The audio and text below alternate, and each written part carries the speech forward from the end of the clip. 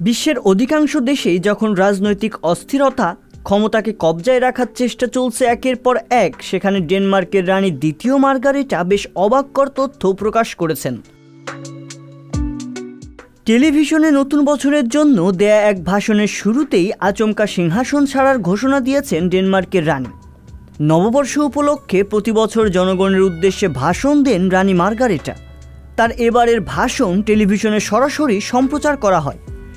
এ সময় রানী মার্গারেটা জানান 14 জানুয়ারি সিংহাসন ছাড়ছেন তিনি। রানীর আসনে বসার 52 বছর অতিবাহিত হয়েছে দ্বিতীয় মার্গারেটার। ঘোষণায় রানী বলেন তিনি তার ছেলে প্রিন্স ফ্রেডেরিককে সিংহাসনের উত্তরাধিকারী করে সিংহাসনে বসিয়ে দিয়ে যেতে চান। ডেনমার্কের ইতিহাসে 83 বছর বয়সী মার্গারেটাই সবচেয়ে বেশি দিন দায়িত্বে থাকা রানী। 1972 সালের 14 জানুয়ারিতে রানী দ্বিতীয় মার্গারেটা দেশ শাসনের দায়িত্ব নিয়েছিলেন। তখন তার বয়স ছিল মাত্র 31।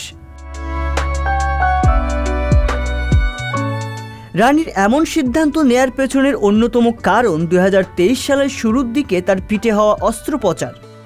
এ বিষয় নিয়েও কথা বলেছেন তিনি বলেন, অস্ত্রোপচার থেকে স্বাভাবিকভাবেই ভবিষ্যৎ নিয়ে এই চিন্তা মাথায় এসেছে যে আগামী প্রজন্মের কাছে দায়িত্ব ছেড়ে দেওয়ার সময় হয়ে এসেছে।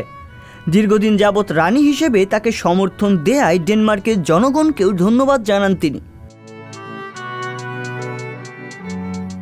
ডেনমার্কে রানী দ্বিতীয় মার্গারেটা খুব জনপ্রিয়। ডেনমার্কের জনগণ চেয়েছিল তিনি আমৃত্যু সিংহাসনে আদিষ্ট থাকবেন। রানীর গুরুত্ব তাদের কাছে এতটাই বেশি যে তারা রানী এলিজাবেথের সাথে মার্গারেটাকে তুলনা করেন।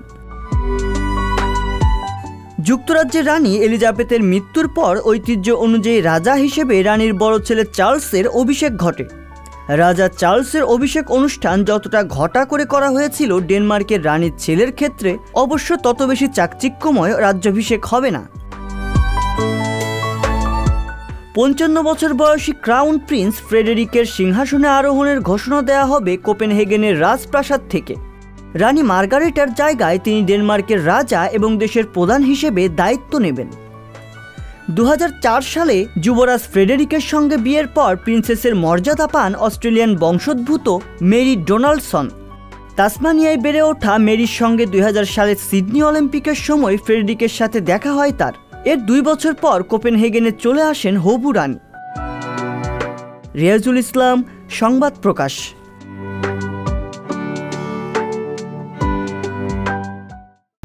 সংবাদ, ফিচার ও অনুষ্ঠানের জন্য ভিজিট করুন সংবাদ প্রকাশের ওয়েবসাইট এবং যুক্ত থাকুন ফেসবুক পেজ ও ইউটিউব চ্যানেলের সঙ্গে।